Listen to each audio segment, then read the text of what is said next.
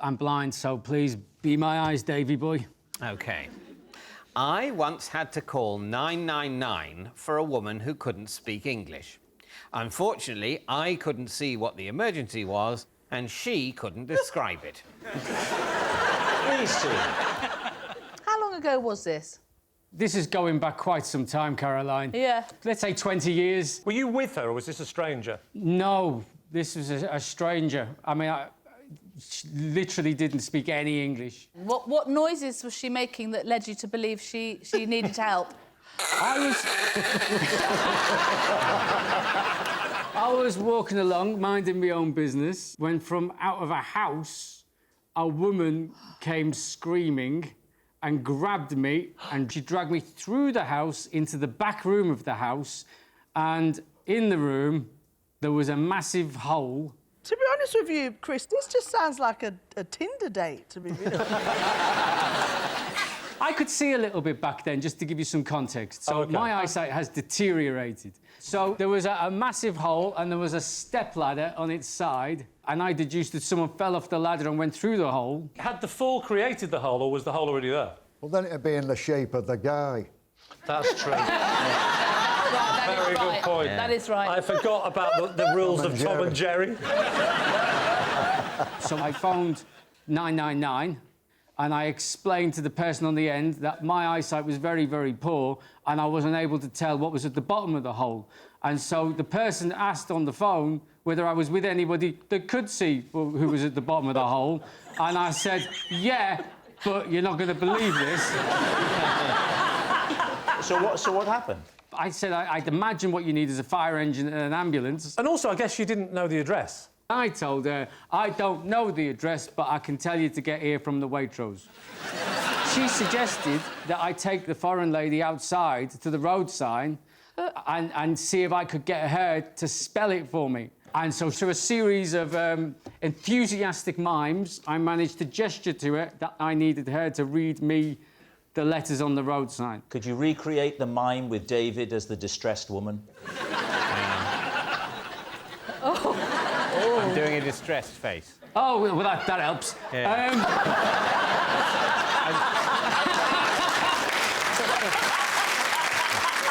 So I gestured down that I can't see the road sign. You have to read the road sign and me.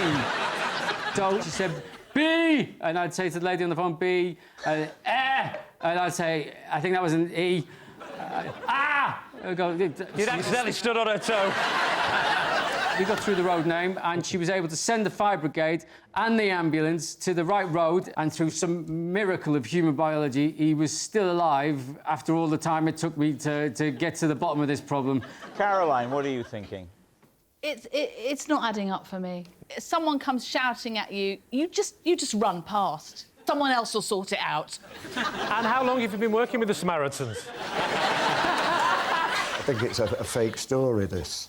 On account of this, I can't think why the fire brigade would have any kind of kit that dealt with, descending into an abyss. I mean, they usually go from the ground up. They've got ladders. I do think, John, it's possible to take a ladder... and I don't know if you can get your head around this, but put it down... I can't see it. How would that... I can't see that. John, if you think that the fire brigade isn't equipped or indeed willing to deal with crises that happen below ground level, what emergency service is? Yeah. Is there a fourth one? Mountain rescue! Mountain rescue. Mountain rescue! Thank you. On the contrary, they're even more obsessed with upwardsness. No! With a mountain rescue, we never go down. No. There's no point going up there and going, we've saved you, but you can make your own way back down. So you're saying lie. Lie. They're both saying lie. I'll go with my teammates. You're going to go with the team. Yeah. They're saying it's a lie. Chris, truth or lie? I honestly had to get her to spell the road sign out to me, guys. True. I once survived being lost in a forest by eating a whole tin of cat food. Please, team. Wow. Whoa. When was this? 1996. How did you open the tin of cat food? I smashed it on a rock. I smashed it on a nearby rock, and I had to keep smashing it, I was like early man. And what did you use to eat it? My fingers. Oh, Why did you have humanity. cat food? Well, she'd already eaten the cat.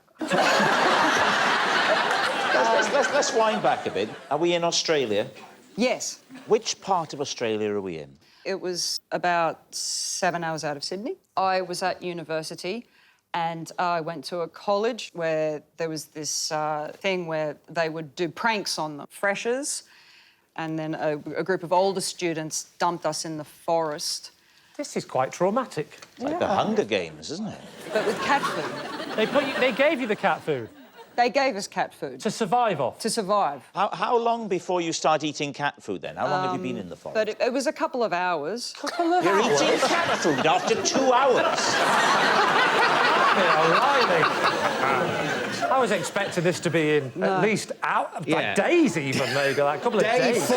That'd be my estimate. Hour 2, and we give in. How long were they intending to keep you in this forest? We had to find a way back. We had to hitchhike back to the city. Well, we tried walking, but it was Australia's much, much larger than... That it is on my map at home. That's right. Wow. What do you think, Pam? I think it's true. Yep, I do. What about you, Kyle? No, I don't believe it. No. Lee? Yeah, she's got the eyes of a traumatised woman. I'll go with Pam and say it's true. All right. Sarah, is it true or is it a lie? That story, Yes. it's true. I wish everyone was as excited about being on the show as Rosie. Last month, I got a tattoo of Lee Mack. Yes, I want to mention it on the show. Where is the tattoo? It's just at my shoulder. Was it your first tattoo? No, it's okay. my second. What's the first one? She's got Rob and David on each boot. So when you went into the tattoo parlour and said, please, can I have a tattoo of Lee Mack? What was the reaction from the tattooist? She just laughed. Did she know who Lee was? Yeah. Sorry, Victoria, did you just ask that? But why Lee? I mean, look at David. Exactly. Can I ask how much it cost? 300 quid. 300 quid? Is that all? Yeah. 300 quid for my face? I'd have happily put some ink on my face and run into your back for that price. Are you going to turn it into something else? No, later? she's happy with Lee Mack, thank you very much. No. Oh, so you are keeping the Lee Mack tattoo? Yeah. You're not lasering it off? Lee, I really like you. Listen, it's very nice of you to say, but you did open up by saying I only did it because I had something to say on the show. But thank you, that's nice. I like you, but I'm not committing it to ink. I haven't got any tattoos on my body. David, from the neck down, is covered in them. Yeah. Mainly former Prime Ministers, though. So what are you thinking, Victoria? I don't think she'd want a tattoo of Lee Mack. I don't think anyone... I mean... I don't think anyone would go that far. I disagree. The bit I know about Rosie, I'm not saying she would do me, but I can imagine her just doing it for a laugh. Me, unusual choice. I think that's it. That's the bottom line, isn't it?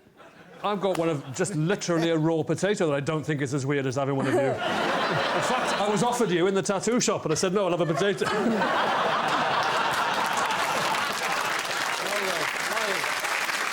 What do we think, truth or lie? Obviously, I want it to be true. Can't believe your ego is letting you even think about this for a second. You know, I'm a good-looking lad, and... I don't know. Lee, it's not true, mate. I think it might be. OK, it's obviously a lie, but I wish it was true. But do you know what, Rosie? Thanks for even thinking of it. You're going to say it's a lie? Yeah. OK, Rosie, was it a lie or was it, in fact, true? Oh, my God. It is. Actually... It's going to be true. A lie. Yes, Thank goodness it's a lie. Rosie didn't get a tattoo of Lee Mack. It's not a bad idea, though. Oh, it's the worst idea in the world. Why would I do that? I am sat here. Well, do you know what, Rosie? Do you know what I do when I leave this studio? I get your face removed from my back. Last year, after getting lost on a ramble, I got so thirsty I was forced to drink puddle water, which I purified by filtering through my hiking sock. David's team. Right, where were you hiking? I was hiking in Scotland. At what time of year? This will have been just when it was allowed. OK. Whereabouts in Scotland? It was in the Highlands. How long had you been walking? Since I was about 2. That day, on this particular recreational walk. Oh, I've been walking for about 2 hours. And were you on your own or was anyone with you? No, I was definitely on my own. You were walking on your own I know, in I the was there. Highlands of Scotland. I wasn't walking on my own when I started the walk. Oh, they'd given you the slip. Correct. No, we'd gone our separate ways. They had the water and I'd got lost. Who are they? They were my wife and another couple we were hiking with. Why would they leave you water-free? They didn't leave me. We did that thing many reasons. Because his wife spotted an opportunity that may never come her way again. And I admire her for seizing it. I needed the toilet, so I went off and I went round the corner and just lost my bearings. Describe the terrain. Yeah. Rain were like really heavy. Well, that's no reason to drink puddle water then. Exactly. Correct. No. The terrain was I would describe as rugged and arid. You want to go to the loo? I'm all right, thanks. You know, it's like you're walking. I'm a bit older than my wife. I'm tired. She's a little bit further ahead, talking to her friend's husband, actually. And anyway, it doesn't matter. I thought I'm a bit tired, and I said I'm just gonna one sec. And I sort of I was literally just stepped behind for a second. You stepped behind a tree and then became so disorientated. No. Okay, yeah. So I have a wee, right? Yeah. And then that's when I heard what I thought was a kookaburra. In Scotland? What? In Scotland. The emphasis on the word thought. Right. I thought I heard a kookaburra. So I walked just a few steps, not many. Picture the scene. I'm walking. I'm looking round like this. There's no bird. I turned back. Wait a minute. Which tree did I wee behind? Was it that one or was it that one? Well, it was easy to tell. It was that one. So I got a bit confused for a sec, and then I went, and then before you know it, so game over. Completely I'm now lost. walking, and I'm panicking, and I should point out that I'm already very dehydrated. I wish I hadn't had that wee. It could have helped somehow. But I had it. I was now running on empty. And you want to drink? Yes. There's no drink to be had. There's nothing. And I learnt the #1 rule when I watched a film once, which is don't wait until you're thirsty. So what do? You find a puddle? I come across a puddle. But you don't tend to find puddles in but what I arid didn't setting. realise, I was back at the tree.